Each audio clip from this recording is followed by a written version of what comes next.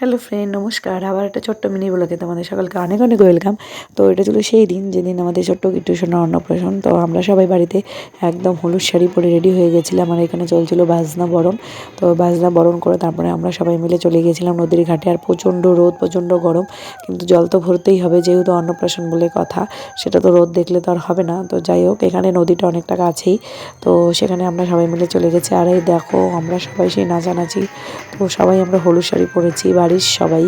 তো এই দেখো, যেহেতু রাতের বেলা হয়েছিল সেজন্য বেশি একটা লোক হয়নি। আর তারপর দেখো বাড়িতে এসে কি নাচ!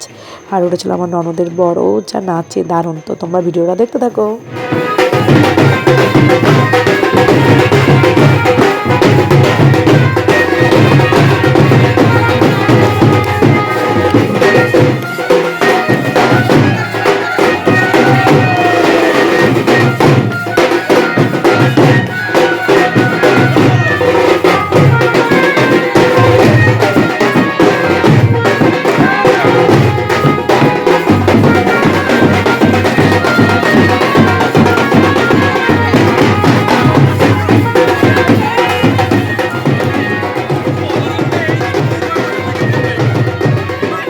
নাচানাচি শেষ, তারপর আমি একটু ছোটো ছোটো ক্লিপগুলো নিয়ে এলাম, তোমাদেরকে দেখাই কী কালারে বেলুন দিয়ে সাজানো হবে।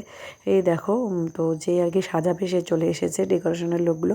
তো আমরা সবাই নাচ করে একদম ক্লান্ত হয়ে গেছে। এই দেখো বেলুনগুলো, তো এই কালারটা খুব দারুণ, কালার কম্বিনেশনটা। তারপর শুরু হয়ে গেল আমাদের কিট্টুর মুখে ভাতের অনুষ্ঠান। তো কিট্টু বসে পড়েছে ওর মামার কোলে, আর চারিদিকে কত লোক। তো সেখানে হচ্ছে কিট্টুর একটা অন্নপ্রাশনের নাম দেওয়া হবে, আর এই নামটা আমিই বলেছিলাম, গৌরব। আর ওর ভালো নাম হচ্ছে সার্থক। ওর দাদন মানে হচ্ছে আমার যে জ্যাঠা শ্বশুর, সে আর কি ওর নামটা লিখেছে সার্থক, ভালো নাম আর কি। আর অন্নপ্রাশনের নাম রাখতে হয় একটা, ওটা নাম রাখা হয়েছে গৌরব। আর বাড়িতে হচ্ছে ওকে কিট্টু বলে রাখা হয়। তো যাই হোক, তোমরা সকলে আশীর্বাদ করবে, ও যেন ভালো মানুষের মতো মানুষ হয়।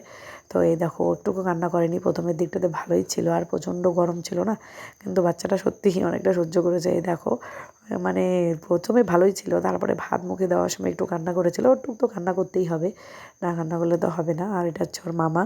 তো এই দেখো, আর আমরা সবাই চারিদিকে দাঁড়িয়ে দেখছিলাম। তো যাই হোক, একটা বাচ্চার কাছে এটা অনেক বড় দিন, কারণ সেই পরমান্ন সেই বাচ্চার মুখে যাবে এতদিন ওয়েট করার পর আর কি। আর ওর যা অবস্থা হয়েছিল, সবই খালি খেতে চায়, এমন অবস্থা। তো যাই হোক, আর রাতের অনুষ্ঠানটা আমি তোমাদের সাথে শেয়ার করতে পারবো না, কারণ কি সেদিনই ছিল আমার বোনের গঙ্গা নিমন্ত্রণ। তো আমি এখানে দিনের বেলা অনুষ্ঠান অ্যাটেন্ড করে তারপরে চলে গেছিলাম মাসির বাড়িতে।